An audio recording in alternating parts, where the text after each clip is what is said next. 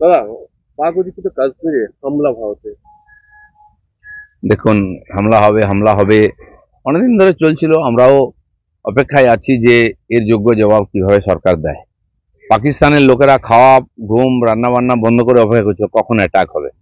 তো যথারীতি যেটা হওয়ার ছিল পুরো প্রস্তুতি নিয়ে আগে হাতে মারার ব্যবস্থা করা হয়েছে, এবারে হাতে মারার ব্যবস্থা হচ্ছে। তো যেটাই আশা করেছিলাম যে টেররিস্ট ক্যাম্পকে অ্যাটাক করবে, তাই করেছে। প্রাথমিক শুরু হয়েছে, আর এ তো पहली झांकी है, पूरा फिल्म बाकी है ना, होगा। এবং আর সারাদিন বিভিন্ন জেলা সহ বিভিন্ন জায়গায় সেদিন মাঠ চলছে। দেখুন, যুদ্ধ তো সরকার করবে, সেনা করবে। আমাদের দেশের লোকেরা কি করবে? আমাদেরকে সেনার পিছনে দাঁড়াতে হবে, সরকারের পিছনে দাঁড়াতে হবে।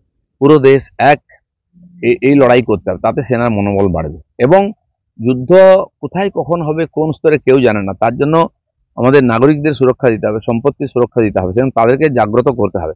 এটা সেই প্রসেসে সরকার এগোচ্ছে। সমস্ত দেশে হয় এটা। ইসরায়েলে বছরের পর বছর যুদ্ধ চলেছে। ওখানে আমরা শুনতাম যে মহিলারা কাঁধে বন্দুক নিয়ে রান্না করতো, বাড়ির মধ্যে ট্রেঞ্চ খোঁজা ছিল, বাচ্চা কোলে থাকতো, যেই সাইরেন বাজতো বাচ্চা নিয়ে ওই এর মধ্যে সুড়ঙ্গের মধ্যে ঢুকিয়ে যেত। এটা তাদের লাইফস্টাইল হয়ে গেছে। আমাদের দেশও একাধিকবার লড়াই করেছে, সেনা করেছে, সেনার সঙ্গে নেতারাও থাকেনি। সেনা লাহোর জিতে নিয়েছে, আমাদের নেতারা টেবিলে ফেরত দিয়ে দিই। আজ সেটা হবে না। সেনা, নাগরিক, নেতা, মন্ত্রী, সরকার সব এক হয়ে লড়াই করতে হবে, কারণ এই সংকটের একবার শেষ করতে হবে। প্রাথমিক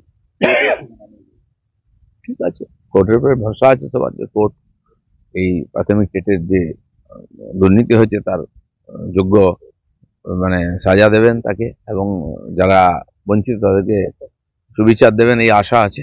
দীর্ঘদিন ধরে আন্দোলন, আর আন্দোলন ছাড়া কি কোনো রাস্তা নেই?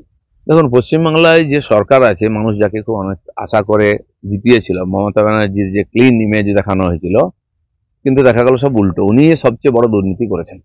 তার জন্য আর ওনার কাছ থেকে সুবিচার আশা করা যায় না। একটার পর একটা দুর্নীতি চলেছে। আদালত ছাড়া কোনো রাস্তা নেই। এক তো আন্দোলন, দ্বিতীয় হচ্ছে আদালত। তো ময়দান থেকে মানে রোড থেকে কোর্ট অব্দি লড়াই চলছে, কিন্তু এখনো কোনো সমাধান আসেনি। এমন এমন জাজমেন্ট আসছে, তাতেও সমাধান হচ্ছে না। আর আমাদের পশ্চিমবাংলার মানুষের তো অভ্যাসই আছে আন্দোলন করা, সে আন্দোলন চলেইছে নিরবিচ্ছিন্নভাবে। আমার মনে হয় দুটোই দরকার আছে, আর এর দ্বারাই সমাধান হবে। এই জন্তুয়ালি সেই যান তার পরিবারকে ধরা করেছেন মুখ্যমন্ত্রী গতকাল। আপনাদের কিছু শাস্তি দেওয়া ঠিক আছে, জওয়ানদের জন্য উনি চিন্তা করছেন ভালোই, কিন্তু আগে তো চিন্তা করুন মুর্শিদাবাদে যে হিন্দুরা ঘর ছাড়া হয়ে গেছে। যে জওয়ানরা কাজ করছে, সরকার তাকে, তার পরিবারকে সম্মানের সঙ্গে আর্থিক সহায়তা সাফিসিয়েন্ট দেয়। আমরা কার্গিল যুদ্ধে দেখেছি, পরবর্তীকালে দেখেছি, এবং বর্ডারে যতবার এরকম ঘটনা হয়েছে, বলিদান হয়েছে, পুরো সরকার তার পেছনে দাঁড়িয়ে, এবং সমাজের লোকও হাজার হাজার লোক তাকে সম্মান দেখিয়েছেন, তার সব যাত্রায় গেছেন। আর এটা হবেই। কিন্তু এই পশ্চিমবাংলা যারা ঘর ছাড়া হচ্ছে, যাদের সম্পত্তি নষ্ট হয়ে যাচ্ছে, মমতা ব্যানার্জি তাদের কাছে দাঁড়ান, তাদের সঙ্গে দেখা করুন, তাদের সঙ্গে কথা বলুন, তাদেরকে হিম্মত দেন এবং বলুন যে এরকম ঘটনা আর ঘটবে না।